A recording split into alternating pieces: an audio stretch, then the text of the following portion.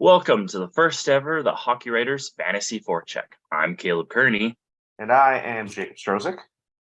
We're going to be talking to you about all things fantasy, keeper league, redraft, and dynasty. Thanks for tuning in with us today. We're going to give you hot players to pick up, prospects on the rise, sleepers you should think of acquiring or not think of acquiring, and prospects who are looking to break out at the NHL level. At the end of our show today, we'll go through our topic of the week, which for this first episode, we'll be talking about what kind of fantasy league is the right one for you. Jacob, why don't you kick us off and tell the people about some hot players? All right. So when it comes to hot players, these are the kind of people that you're going to want to grab as soon as you can. They might be available on your waiver wire, or they might be able to be bought for cheap from a team that might not be doing well, but it's a more simpler trade. The first one that we're going to talk about is the Seattle Kraken's Eeli Tolvanen. He has been just absolutely on fire since he was claimed off of waivers from Nashville on December 12th, and he's just been going off with the Kraken. In 7 games with them, he's got 6 points, he's got 4 goals, he's been seeing plenty of time on the power play. That is a very, very big key aspect to fantasy. You need those power play points, and Tolvanen is going to be one that's going to keep putting those up. He's going to get a lot more ice time. He's finally getting out from his bottom 6 role. He's getting more time playing with some scoring forwards, and that is going to be absolutely massive when it comes to his fantasy value. He mostly is a goal scorer. He does put up a couple of assists, but his real value is going to lie in the fact that he's going to be scoring for you. And with Seattle being the hot team that they are, he's just going to keep riding that hot streak until they cool off as a team. For sure. And also, like, if you're in a category league, he gets you some additional coverage. In the past 3 games, he's got 7 shots and 10 hits. Like, that's fantastic category league value for you right there, go along with the goals and assists that he's been putting up. Yeah, and the next one that we're going to go over on the defensive side, another Seattle Kraken player, Vince Dunn. The man is on an absolute tear when it comes to offensive production. He has 11 points since the start of the year, and in that span of time, he also is currently riding a 5-game point streak. In that point streak, on top of that, he has 3 multi-point games. He is just absolutely lighting up everything. He throws a little bit of physicality in there, not as much as most other defensemen, but his biggest value right now is in the fact that he's just putting up points. From the defensive side of fantasy, everybody knows if you can get those extra couple of assists or those extra couple of goals or those extra couple of shots coming from the back end, it is huge to pull out in either your category leagues or even your points leagues.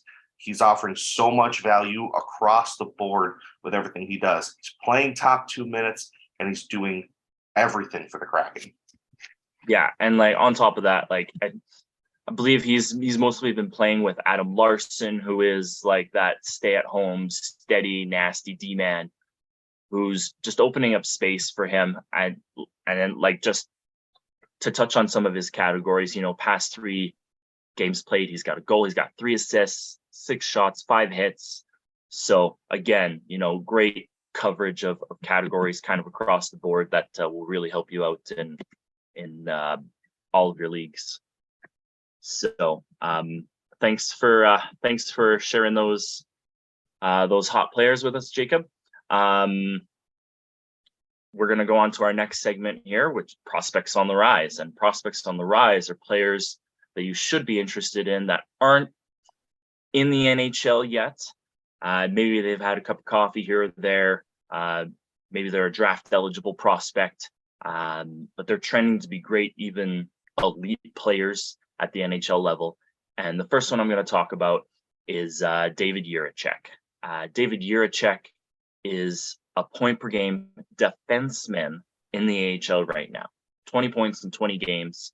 He just got back and played 1 game since his strong World Junior Championship performance, where he put up 7 points in 7 games. In that tournament, was named the defenseman of the tournament. The guy is a monster. He shoots, he hits, projects to be a kind of Pietrangelo, maybe a Burns type at the NHL level. He's just a fantastic prospect for the Columbus Blue Jackets, and I would argue is their best defensive prospect. Jacob, do you got any thoughts on David? Yeah, absolutely. I agree with you 100%. He is their best prospect that they've had in years.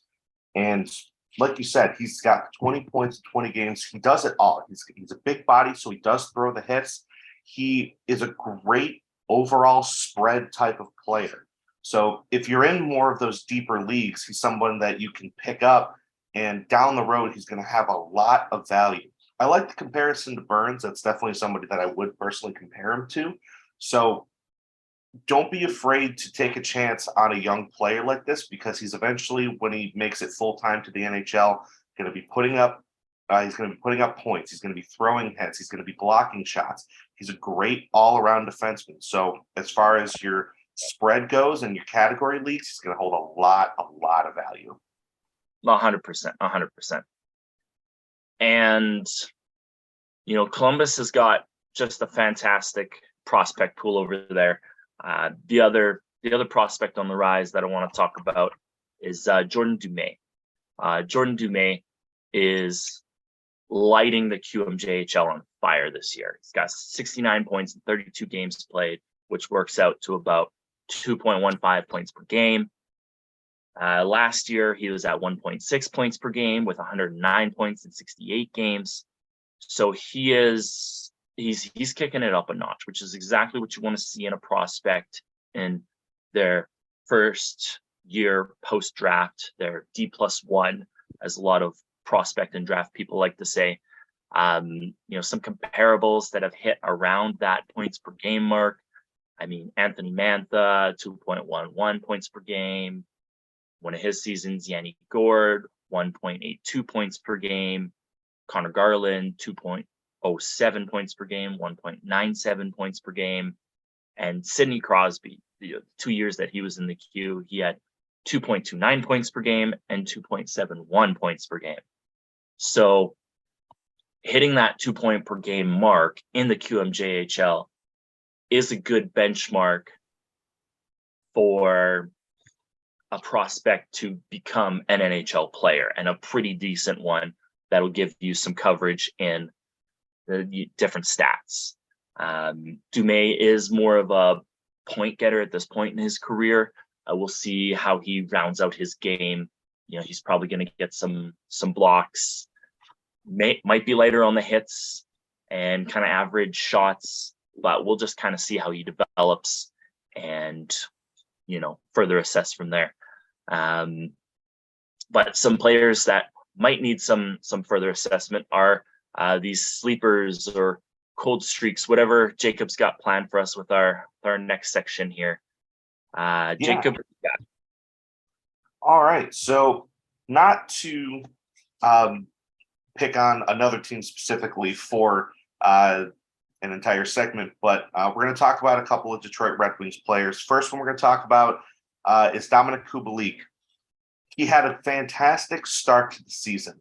Yeah. Any fantasy owner knows that within the first couple of weeks, he was picked right off of the waiver wire if he wasn't already drafted in a late round, because he was just throwing up points. He was getting goals everywhere. He was putting up assists. He was playing top end minutes. And since then, his role has just diminished dramatically. He still gets some time on the power play, so he still does a little bit of value there. But in general, he's cooled massively from his hot start. He only has 2 points in his last 6 games, and his ice time has been reduced essentially to a bottom 6 role. So dropping him as opposed to picking him up would be a much better option in general. If you can still sell him as a trade option, your best choice would be to do it now rather than waiting for him to cool off even more. He's a bit of a streaky player. He still absolutely could heat up again, but the odds of that with Detroit being as average as they are this year, I don't see happening anytime soon. Yeah, and like further to that point, like Kubalik plays his best when he's playing with the top players on that team. We kind of saw that with Chicago when he was playing with, with Kane and Taves regularly in his rookie season. That was really when he broke out. And this year, he was playing fantastic with Larkin at the beginning of the season. People coming back from injuries now has kind of pushed him down the lineup. Also, the play of Jonathan Berggren has really pushed his ice time down, and further to his only 2 points in past two games, which is pretty good. He's only got a shot and hit in his past 2 games as well. So he's not really getting you that coverage. My personal advice would be, if you're looking at, game day lines and seeing where things are at, he would be a guy to pick up if you see that he's playing with Larkin. If he's not playing with Larkin, I would just leave him on the waiver wire and just pick somebody else up. If you have a situation, if you had Kubalik and Tolvanen was available, I'd drop Kubalik for Tolvanen in a heartbeat. So, Jacob, why don't you tell us about this other Detroit Red Wing player? Yeah, the other one that kind of stood out more than anybody else was David Perron. The guy still plays a top 6 role. He still gets plenty of ice time, plenty of minutes. He still gets power play time. But at the end of the day, he's just not doing anything of value in fantasy. He's not blocking shots. He's not getting a lot of shots. He has 0 points in his last 7 games, so he hasn't been scoring either. His ice time has gone down just a little bit, not enough to, still consider him outside of the top 6. So there's always that shot that he can pick it up and turn it into a bit of a hot streak. But right now, he's as cold as they come. And if you have a chance to trade him, you're going to be selling very low on a player like him. He normally has some fair value, but right now he's not doing enough to warrant starting him over sitting him if you have him in your lineup, and he's not worth picking up over some of these other players if he's sitting on your waiver wire. Yeah, and just part of that too, in his last game, he had something like 12 or 13 minutes, which is pretty low for Perron. I know they like having him around, but he might be better relegated to a third line. Pardon me, to a third line role until he kind of gets going again. Yeah, he's not giving you much right now. His past 2 games, he's got 0 points. He's got 0 hits. He only has 1 shot. That's a stat line you don't really want to see. And there is some rebound potential. And with Perron, the better play might be to wait this out, have him sit on your bench if you have a bench, and just let him sit there until he gets hot. Because he's another one of those streaky players. He's going through a cold streak. Once he picks it up again and his value goes up, that would be the time to sell him. So those are 2 Detroit players that you definitely want to stay away from right now. But some guys who you don't want to stay away from are my breakout prospect candidates, and these are prospects with some NHL experience that are, looking to solidify their place on their respective teams in the next year to 2 years. So this is definitely more of a keeper/dynasty focused aspect. If you're able to stash prospects in your keeper league, these are the guys that you'd want to look for. And the first guy that I got, sorry, Jacob, these 2 players aren't on the same team. But the first guy that I got was JJ Moser from Arizona. He's already playing 21 minutes a night in the NHL. He's played just over 80 games in the NHL over the past couple of years. And Arizona's going to get a top pick in this year's draft, probably top 5. So there's a good chance they're going to land one of Connor Bedard, Adam Fantilli, Mitch Cobb, or Leo Carlson, right? And with Jacob Chikrin on his way out, inevitably in a trade, he will probably see an increase to his power play time on ice, which is presently at about 2 minutes and 40 seconds on average per game. And like, even so far, some of his stats, like he's got 18 points in 41 games, which, prorates to 36 points in 82 games, which is a decent baseline for an above replacement level defenseman, right? And he does have some decent peripherals. He's got 44 shots. It's a little light on the shots, but 36 hits or 70 blocks. So he's getting a lot of blocks. He's in a sort of defensive first kind of role. Jacob, do you got any thoughts on Moser? Yeah. One of the best things about him is the fact that he can just eat up minutes. He's a workhorse kind of defenseman. So if you have that depth in your lineup, or if you're in a league that has a lot more people in it and you get to go deeper into different teams' lineups, he's somebody that can provide value a little bit more down the line because, like you said, Chychrun is eventually going to be moved and someone is going to have to take that top defenseman role. And if you're a defenseman that can eat up minutes, you're eventually going to be a defenseman that starts getting those deeper categories. He's going to get a couple more blocks. He's going to get a few more hits. He's going to get a couple of extra points. So in the deeper end of the game, he's someone that could give you that little bit of a boost that you need in a couple of these weeks. So I agree he has great potential to have some additional value when the Coyotes finally move Chychrun. 100%. And another D-man on the opposite side of the spectrum, opposite as in playing for a good team, is Nick Perbix for the Tampa Bay Lightning. He's presently playing 15 minutes a night, which is not bad for a rookie defenseman. He's also he's seeing like a couple seconds of power play time and a couple seconds of shorthanded time. So there's a lot of potential growth there in a player like that who isn't seeing ice time on either end of that. Again, this is long-term, thinking beyond this year. Perbix can move the puck, and he's getting a bit of a shooting bug to him. He's got 10 points in 34 games. He's got 61 shots in those 34 games. So he's climbing up to that shoot. Pardon me. My goodness. He's climbing up to that shoot 2 shots per game baseline that you like to see in all players. You want in a points league, you want guys that shoot because that's a nice baseline for your points, is to get those shots to at least get you some points. He's got 35 hits, 32 blocks. So that's good category coverage. And with Tampa's history of developing really good prospects, he's definitely somebody you want to keep your eye on. And he's played, 50% of his ice time with Sergachev and 30% of his total ice time with Victor Hedman. So he's getting a shot at top 4 even strength ice time minutes. And long term, this guy is somebody to really be excited about.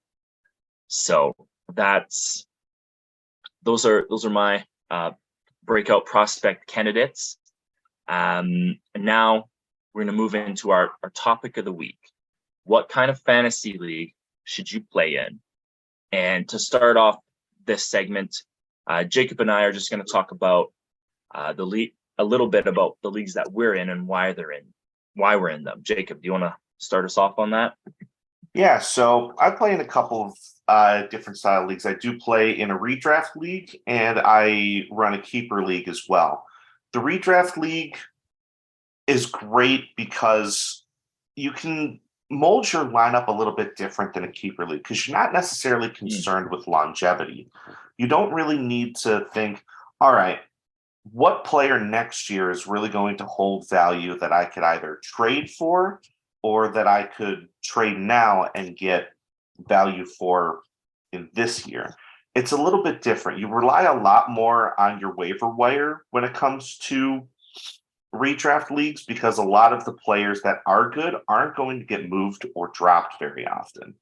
So with that, it's a little bit trickier.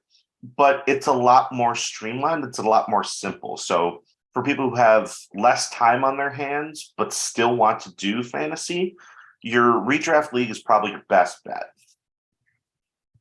Yeah, for sure. And it's a good way, to get your feet wet as far as getting used to the format of fantasy.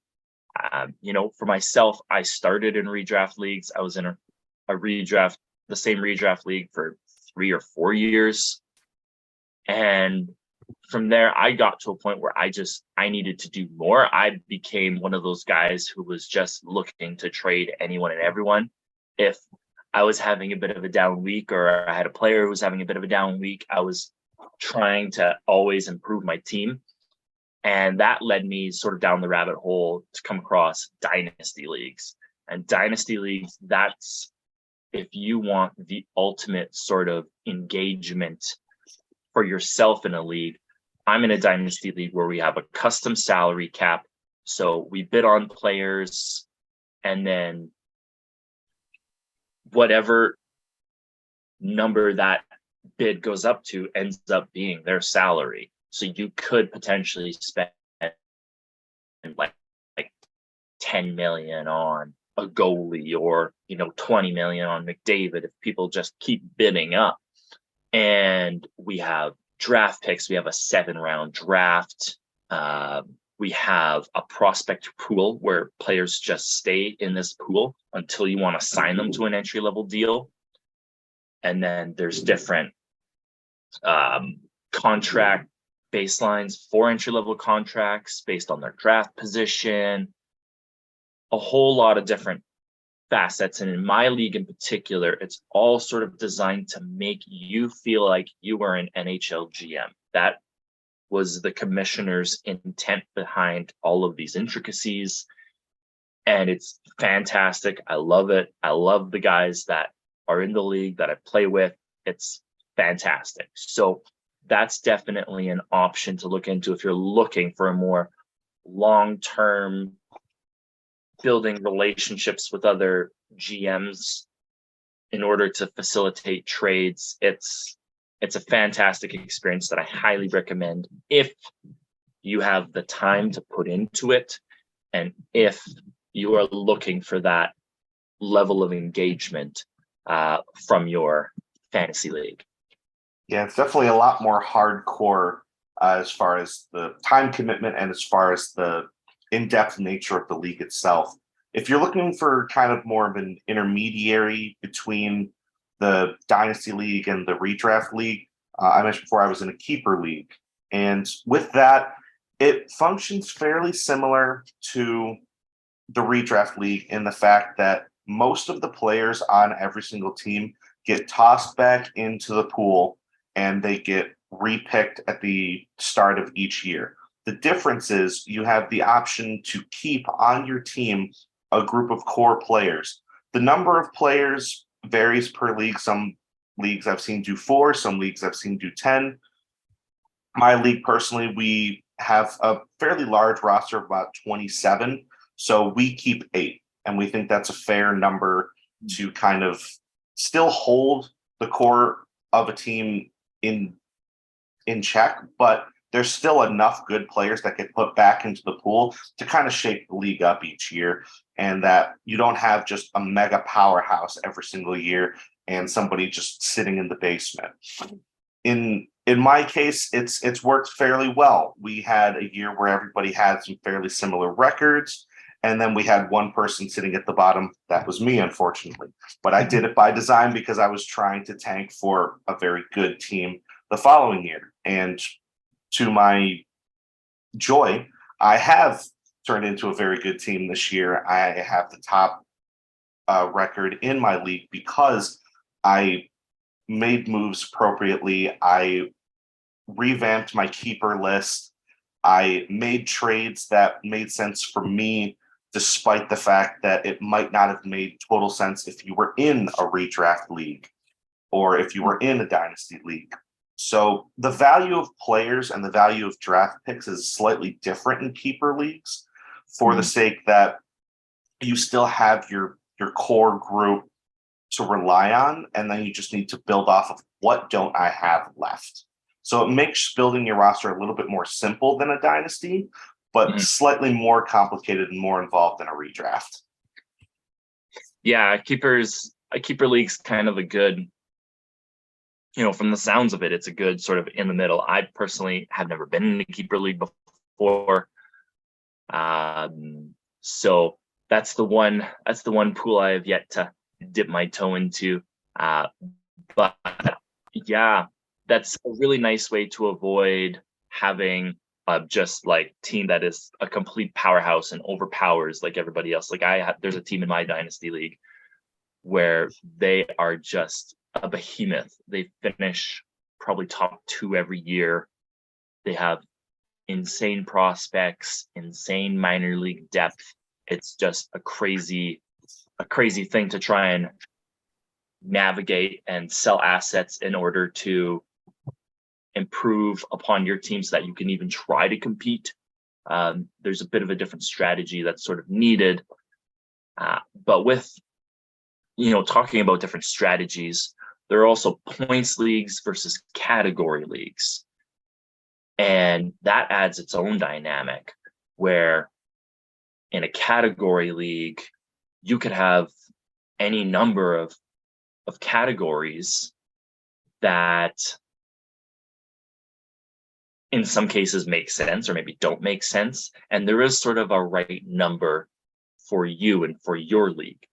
My dynasty league is a category league, and we only have 6 categories, which for me has increased the basic simplicity of it. But at the same time, it's like, okay, I have goals, I have assists, I have shots, I have hits, I have saves, I have wins. Okay, how can I strategize in order to win games? And for me, that strategy has personally been to gain players who shoot a lot, hit a lot, and goalies who face a lot of shots. And if I get that baseline of those peripherals, and if I get a good amount every single week, if I have players that consistently hit and shoot, goalies that are consistently putting up 35 to 40 saves a game, that gives me the best shot to win. And by having those players who get a lot of shots, that also gives me runway for potential luck in goals. And then I can kind of break any ties with, getting a lot of goals. But maybe Jacob, you can kind of go in a little bit and how the points sort of league aspect kind of works a little bit. Yeah, so my keeper league runs off of a point system. So you get a specific number of points for different categories, and you can customize and have it set to however you want. And then you can have different things you can have different categories be worth different number of points. So for ours, we have goals that are worth 3 points, assists are worth 2 points. Power play goals are worth a total of 6 points. Power play assists are worth a total of 4 points. So you can kind of adjust things based off of the value that you perceive those points should be worth. And then it allows you to choose those players based off of, well, we get the most points out of power play producers. You get the most points out of goaltenders. So being able to get those players to fit within the league are always the best choice. It's not always the best players that give you the most value. We have cases in our league where a defenseman like Jake McCabe is a more valuable defenseman than somebody like Devon Taves. Taves in general has a lot of just neutral value across the board, but because of the value of how we structure hits and block shots and defense plays, Jake McCabe still has slightly more value. So you can get deep into different lineups and still have plenty of options to readjust your team or get consistency or even change things from what they are. You don't always need the pure star power in order to win each week. It helps. It absolutely helps to have those high-end scoring players because goals and assists are still ultimately going to be your best way of getting points. But deeper into the lineup, you still have different options based off of the other categories and how the points are formatted. 100%. And that's part of that whole points dynamic, right? Like what you were saying, like how you value those hits, those shots, those blocks, because that gives you that good baseline to raise the floor threshold of the points that you accumulate in your points league. And in that sense, it isn't terribly different than category leagues, but in category leagues, one thing that I missed in my opening explanation was that each stat sort of counts as a 1. Yes. And you want to have more goals accumulated from your entire team than the goals accumulated on your opponent's team. And same thing with the rest of the categories. So that's, unfortunately, we could kind of go on and on about the differences between the different leagues. This is just sort of a primer to get you sort of thinking about, okay, is there a league that I want to try that I haven't yet? And so with that, if you are watching this on YouTube, be sure to like this video and subscribe to the Hockey Writers YouTube channel. If you're listening in podcast format, subscribe to the podcast, and please leave us a 5-star review on whatever platform you listen to and help us get the word out about this brand new podcast. You can also follow us on social media. I'm on Twitter, @CalebScouting is my handle. And I'm on Twitter as well as @Stroz67, STROZ67. And once again, thanks for tuning in. You've been listening to the Hockey Writers Fantasy Forecheck. Keep your stick on the ice, get pucks in deep, and give it 110%. See you next week.